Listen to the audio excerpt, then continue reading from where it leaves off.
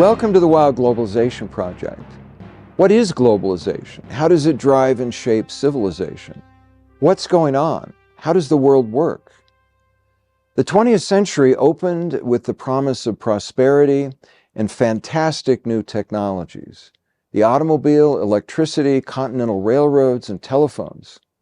It then collapsed into chaos, warfare, pandemic, genocide, holocausts, environmental destruction, 70 million lost in global wars, 50 million in the 1918 global flu pandemic. But the second 50 years, in spite of nuclear and Cold War threats, seemed to bring a new, reglobalizing order, a rising tide of wealth over poverty, foodstuff abundance, and even more amazing technologies. Today, in our 21st century, wealth and populations are exploding. 100 trillion of gross domestic product in the economy. And that's just what we can count, and 8 billion folks on the planet. But the wealth is uneven. It's often unfairly distributed, and people are on the move in wild migrations. Humans threaten, and then we are threatened by the Earth's wild ecology. But in spite of all that, the 21st century's global human family is the largest and measurably the healthiest, best nourished, and most prosperous in history. But then we wonder, is the 21st century again collapsing into global conflicts, economic meltdowns, supply chain chaos, energy crises, and now pandemics and new global wars? Do we find ourselves disillusioned, living a new angst? Does at least part of our anxiety come from an uncertainty or a fear about how the global human community will get along, work together, or not? As I speak, Western civilization's Holy Land is again on fire, and we're staring down the throat of global war. So what is this globalization thing? Or is it now deglobalizing or a reglobalizing thing? Which way are we headed? To the first or second half, or both, of the 20th century's outcomes? What's going on? How does the world work? So our Wild Globalization Project is wondering if civilization's life world might in fact work like a black box. In modern physics, this is called a quantum entanglement. So imagine a wild river. But then imagine several divergent rivers crashing and flowing together. An ecology river, a sex, demographics, culture river, a technology river, an economy river, and a governance river, and a wealth river. Each has its own origin and force. Each is carving out canyons, destroying, and then building the world back up again. All are wildly over, and underflowing at once in a total surging momentum. But then, oh, wait a minute, maybe the wildest thing of all is whoosh, there goes a human, and she's holding a paddle, and she's riding a kayak. So we're riding this flow, hanging on, trying to stay afloat. It's carrying us, but we're really just riding it. What's happening is a superbly complex and changing phenomenon. We're part of the force, but we're also just along for the ride. It's from this flow, this quantum entanglement of forces, that the spontaneously emerging orders of life are both created and destroyed. The great Austrian economist Joseph Schumpeter called this the, quote, perennial gale of creative destruction. So look at COVID-19. The pandemic was first a wild ecology event. But did it come from nature, or was it a wild technology, quote, gain of function, unquote, virus that humans created? Whatever, COVID shows us how humans respond to and can radically change the natural world. We could have lost 50 million like the 1918 flu, but we didn't. Instead, literally overnight, in 24 hours, and as soon as they had the virus's genetic code, scientists came up with a genome-based vaccine, or at least we called it a vaccine. Both events, the virus if it was gain of function, and the genome vaccine were not unnatural. We're going to talk about how they were hypernatural human creations, like the kayaker and the paddle. That's just what we do. And wherever it came from, authorities at first hid the virus from us. Why was that? The pandemic became a wild governance, geopolitical football. The virus raced ahead of the vaccine, but wild economies, big pharma got paid billions by taxpayers and grew fat anyway. Sweden put kids back in school with no risk, while wild culture American kids were locked up and probably lost at least a year of their freedom and education. Economies were shut down. Trillions of dollars were printed, and wild finance inflation exploded. Serious ethical blunders took more lives. Our supply-chained, wild global markets were exposed. As smart as we think we are, we really didn't know what to do. Millions were lost. We survived. But the order of civil society has changed. COVID was a global quantum entanglement event. The pandemic shows us how the entangled orders of life race ahead of our common sense, our critical thinking, and our rational governance, and tragically ahead of our moral and ethical response. The global quantum entanglement is wild. And that leaves us with what? What do we have to work with? We assess that humans have evolved from the natural world by virtue of two, more or less, unconstrained, unique abilities. First, we can be smart, or not. Nature has given us, and we've worked at it, the ability to think and alter the natural world. Someone did come up with the kayak and the paddle, after all. We bundle these abilities under, quote, science and technology. Second, we can love and care for each other and the planet, or not. Humans have the capacity to do good or evil for humanity and planet Earth. We bundle these abilities under our, quote, spirituality, or for many, our faith and religious traditions. So we're asking big questions, questions that probe our intelligence and our conscience, like, what is globalization? What do we mean by these rivers, these flows, ecology, sex, demographics, culture, tech, economy, governance, wealth? How can humanity and the earth survive in the 21st century? What's going on, and what can we, or should we, do about it?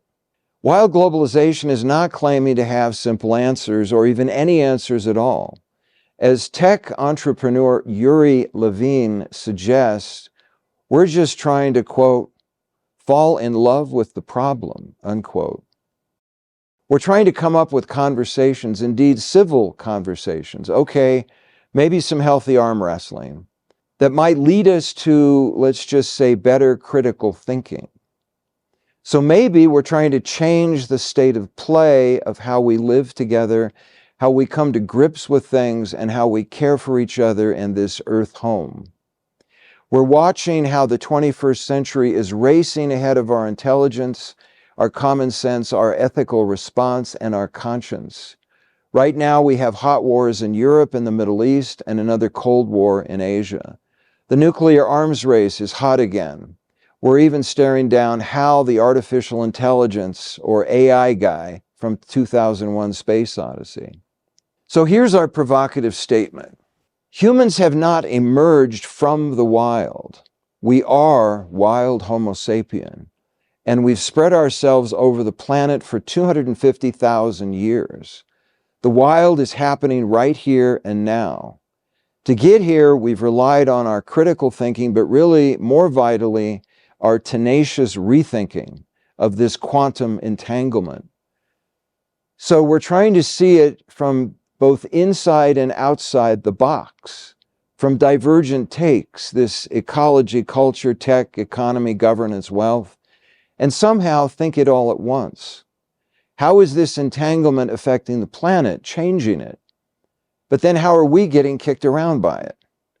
Like the kayaker, We're launching into these wild, entangled flows of energy that constantly create and build, and at the same time that break down and destroy the orders of life on Earth. So here's a preview of our Wild Globalization suite of YouTubes. And by the way, because the order is wild, they can be viewed in our sequence: ecology, culture, tech, economy, governance, wealth, or in any order you choose. It's wild after all, and you get to choose the order. So first, wild ecology. Wild energy, climate, the wild sun, the Earth's fire, and dark matter. We're still at the very beginning of learning how Earth, the solar system, and the universe work. Wild ecology tries to reset the conversation by first looking at the, quote, order of energy. Ecology also includes climate, so we try to take in both the 150-year weather or meteorological perspective, but also the thousands and millions of years paleoclimatological perspectives. For example, the ice ages, or not. Climate includes the Earth living in the sun's climate or its solar weather. Then there's the Earth's great megavolcanoes. Finally, our quick survey considers the implication of the universe's dark matter. Ecology, we will see, is wild, and we'll come to see how civilization is more vulnerable than ever to the wild Earth, a wild solar system, and a wild universe. So then there's wild sex, demographics, and culture. Cities and urbanization, the great demographic reversal, religion, science, culture. We're just beginning to learn how sex or population flows drive human culture. Did you know that over 1 million people every week are moving into cities? It's the greatest demographic shift in human history. And when we move to cities, we don't need or want as many kids. This is the great demographic reversal, and it is completely reshaping 21st century civilizations and ecologies. Or you might also be shocked to learn how all of humanity, all 195 countries, 7,000 indigenous peoples and languages, all 10,000 cities, all of us, came from the genomes of just a few thousand survivors of a, quote, demographic bottleneck, unquote, that struck about 50,000 years ago. So all 8 billion of us from just a few thousand. That's a lot of sex for 50,000 years. None of this can really be understood, though, without diving into why we don't get along, why we fight viciously and ferociously over land or money, or even worse, over gods and truths. Why can't we get along? And what can we do about it, or not? It boils down to what we can call, quote, human culture. On the one hand, it's about our more or less unconstrained powers to create and make stuff, to innovate magical but also horrific tools and devices. So it's about science and technology. But even more, it's about the human instinct to believe in gods, religions, ideas, or ideologies. So human culture is about magnificent art, music, love and care for ourselves and our planet. But in the same moment, we can hate and destroy things, people, the planet. We're wild, and maybe we need to figure it out, or not. Sex, demographics, and culture are wild. So wild tech, a new order of evolution. Our Wild Technology YouTube tracks how we humans survive because we adjust, we adapt, we even change nature. We innovate. We'll consider how humans represent a new order of evolution. Technology, though, when you think about it, moves wildly ahead of our ability to manage its impact on our lives or the planet. And tech's impact is accelerating. Listen to the American Nobel economist Robert William Fogel, quote, "It took 4,000 years to go from the invention of the plow to figuring out how to hitch a plow up to a horse, and then just 65 years to go from the first flight in a heavier-than-air machine to landing a man on the moon," unquote. Technology, it seems, is a double-edged sword. Consider atomic energy, then consider atomic weapons. Unleashing the atom's power says everything about the wild promise and yet the wild horror of human technology racing ahead of culture. We're still struggling to live with the atom. It's the wildest tech and our wildest challenge. So what about wild global economy, wild labor, the stealth economy, wild finance, the great financial crisis? Hang on for our Wild Economy YouTube. Learn how global labor is wild. Robots, digitization, but even wilder, workers competing heads up around the globe. Millions of jobs created and destroyed every year as the human community globalizes. But are we now or re-globalizing? Get a glimpse of half the world working in the stealth or shadow economy. 1.8 billion folks. A stealth economy that likely dug up the cobalt in our smartphone's battery by, quote, workers laboring in slave-like conditions in open-pit mines in the Democratic Republic of Congo, unquote. Would you have gotten a smartphone if you knew about these miners? But then, can you get along now without your smartphone? We'll also revisit and surprise you with our take on the 2008-2009 Great Financial Crisis, another global quantum entanglement that changed the economic order. Wild banking, wild lending, wild governance, and wild consumers exposed what is really just our everyday economy, and it's even wilder today. The wild economy rivers are really wild. Wild governance, democracy, totalitarianism, big data, and wild debt.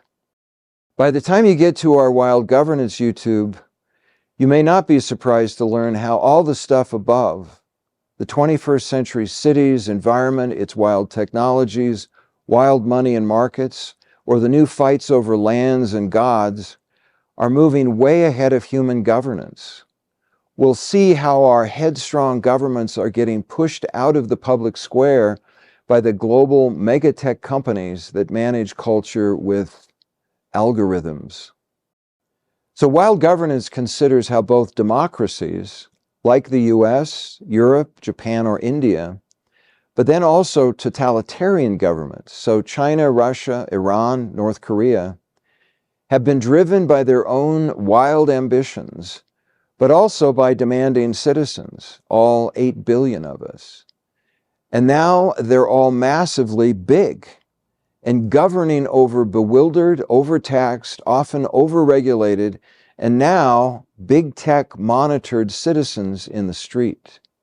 Finally, as all national governances try to keep up with globalization, demographic reversals, and their own inane errancies, they are ridiculously entangled in quantum debt. The US government owes 33 trillion and counting. And that's before the 50 to 100 trillion in unpaid bills for Social Security, Medicare, and Medicaid. Debt is a global crisis. China, Japan, Europe are also buried. And with baby boomers retiring around the globe, how will governments keep all their promises? The wild governance rivers are flowing in all of globalization's quantum entanglements. Wild wealth, tracking, bushwhacking your wealth in the 21st century. So what to do with your wealth or your future wealth in this wild civilization? Our wild wealth talk will try to bushwhack the concrete and steel canyons, but also the emerging digital flows that move in microseconds with AI in the driver's seat, or not. We'll consider how 21st century wealth might be more about protecting what you've earned and got in hand than about building more. And then once you've got it, what to do with it? Do you want to get it or some of it to your kids or grandkids? Or maybe you want to get it out to others, to humanity, or to protect the earth. 21st century wealth is wild. It's about tracking known trails, but at propitious moments, it might also be about, quote, bushwhacking, new uncharted trails. So to gather it in, while globalization tries to track and bushwhack what we're calling this global quantum entanglement, we're observing how human intelligence and conscience are more or less free and unconstrained. That freedom makes the human experience uneasy with itself. Our freedom is wrapped in the entanglement's anxiety and angst, and that angst moves and changes at the pace of modern life. And yet the 21st century's prosperity continues to emerge, to surprise. It's precarious, fragile, but powerful and profound, maybe in spite of itself. So we're really asking, quote, if the entanglement is racing ahead of our practical strategies and our ethical responses, how does that change the way we think about it or try to make it work? How can we live with it? How can governances and really every citizen on the street adjust our game plans? How can we be more pragmatic, practical? If we come up with possible solutions, can we keep the ones that work and move on from the ones that don't? Can we fall in love with the problem and work from there? What's our game? So if we've piqued your interest or your angst, listen on. You can also go to substack.wildglobalization.com for transcripts or our website, wildglobalization.com. That's it for now. Take care. It's wild out there.